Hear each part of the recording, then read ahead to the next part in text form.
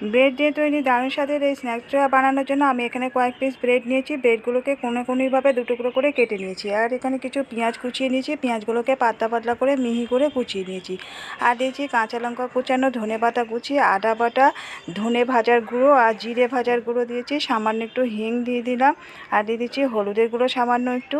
আর দিয়ে দেবো এর মধ্যে বেসন। এবারে সমস্ত উপকরণগুলোকে দিয়ে প্রথমে হাত দিয়ে মেখে নেব। আর চালের গুঁড়ো দিয়ে দিচ্ছি, শুকনো যে কেনা চালের গুঁড়ো হয় সেই চালের গুঁড়ো দিয়ে এবারে অল্প অল্প করে জল দিয়ে এবারে এটাকে মেখে নেব। একটু আঠালো করে এই মিশ্রণগুলোটা মেখে নিতে হবে। এখন মাখানো হয়ে গেছে। এবারে একটা ব্রেডের স্লাইস নিয়ে এর উপরে এই মিশ্রণটা দিয়ে প্রথমে একটা সাইড কভার করে দিলাম। এবারে আরও একটা সাইড কভার করে দিচ্ছি। আর যে দিকটা সাদা আছে ওই দিকটাও এই মিশ্রণটা দিয়ে ঢাকা দিয়ে দিচ্ছি। এবারে এখানে আমি প্রথমে 3টে বানিয়ে নিচ্ছি। একটা ফ্রাই প্যানের উপরে কিছুটা রিফাইন তেল গরম করতে দিয়ে 3টে আমি দিয়ে দিচ্ছি। এবারে একটা সাইড গোল্ডেন কালার করে ভাজা হয়ে গেছে। দুটো সাইড এরকম গোল্ডেন কালার করে ভাজা হলে হয়ে যাবে ব্রেডের তৈরি স্ন্যাক্স।